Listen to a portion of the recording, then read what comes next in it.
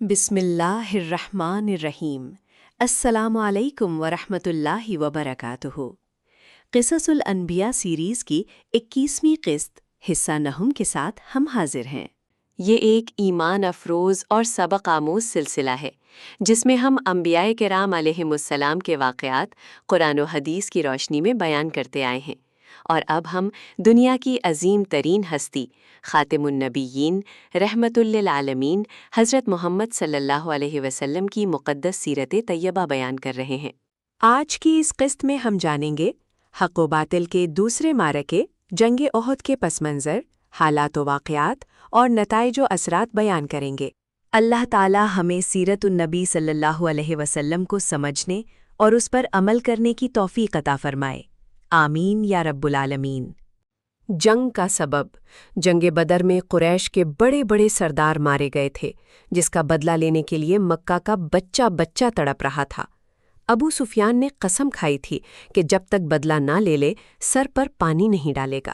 چنانچہ ہجرت کے تیسرے سال شوال کا مہینہ قریش 3000 کا لشکر لے کر مدینہ پر حملہ کرنے کے لیے نکلے۔ ان کے ساتھ عورتیں بھی تھیں جو اشعار پڑھ کر انہیں جوش دلا رہی تھیں۔ مشاورت اور روانگی۔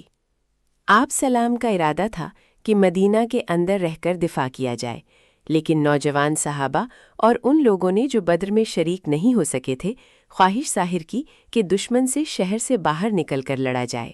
آپ صلی اللہ علیہ وسلم نے ان کی رائے کا احترام کیا اور 1000 صحابہ کے ساتھ احد پہاڑ کی طرف روانہ ہوئے۔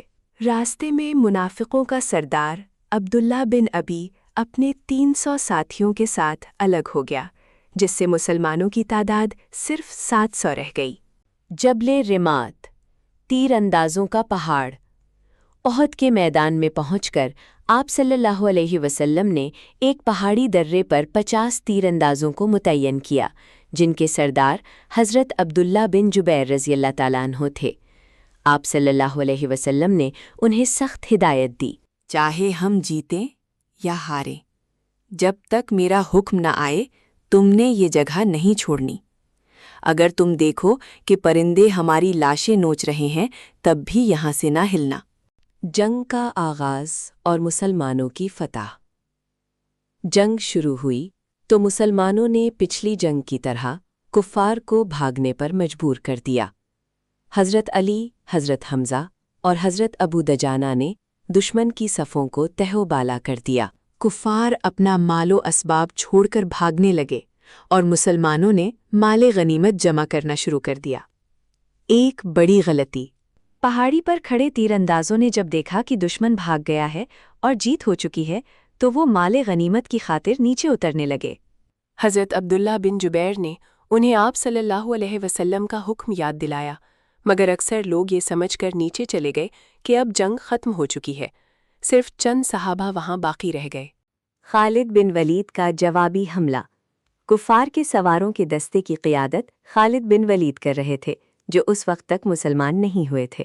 انہوں نے دیکھا کہ پہاڑی درہ خالی ہے تو انہوں نے پیچھے سے گھوم کر زوردار حملہ کر دیا۔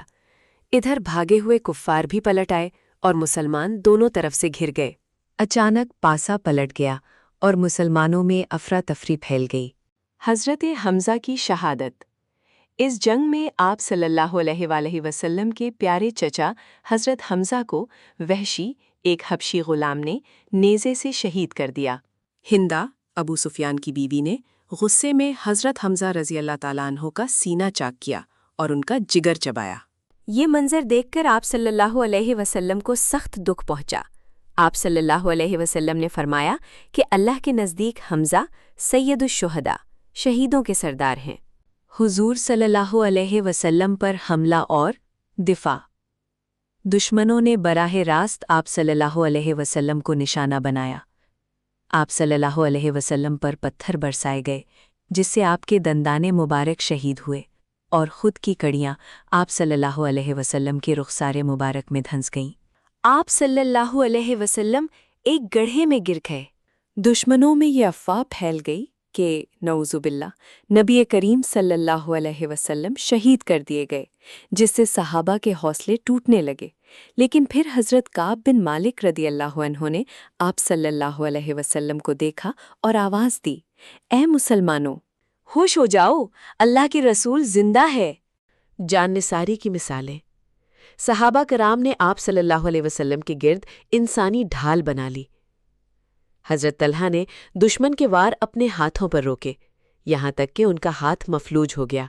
حضرت ابو دجانہ رضی اللہ عنہ آپ صلی اللہ علیہ وسلم پر جھک گئے اور تمام تیر اپنی پیٹھ پر لیتے رہے۔ حضرت ام عمارہ رضی اللہ عنہا خاتون صحابیہ نے مردانہ وار لڑ کر آپ صلی اللہ علیہ وسلم کا دفاع کیا۔ جنگ کا خاتمہ اور شہداء کی تدفین۔ آخر کار مسلمان پہاڑ کی طرف سمٹ گئے اور دشمن واپس مکہ چلا گیا۔ اس جنگ میں 70 صحابہ شہید ہوئے۔ آپ صلی اللہ علیہ وسلم نے شہداء کو غسل دیے بغیر انہی کے خون آلود کپڑوں میں دفن کرنے کا حکم دیا اور ہر 2 شہداء کو ایک ہی قبر میں دفن کیا گیا۔ آپ صلی اللہ علیہ وسلم نے فرمایا، میں قیامت کے دن ان پر گواہ ہوں گا۔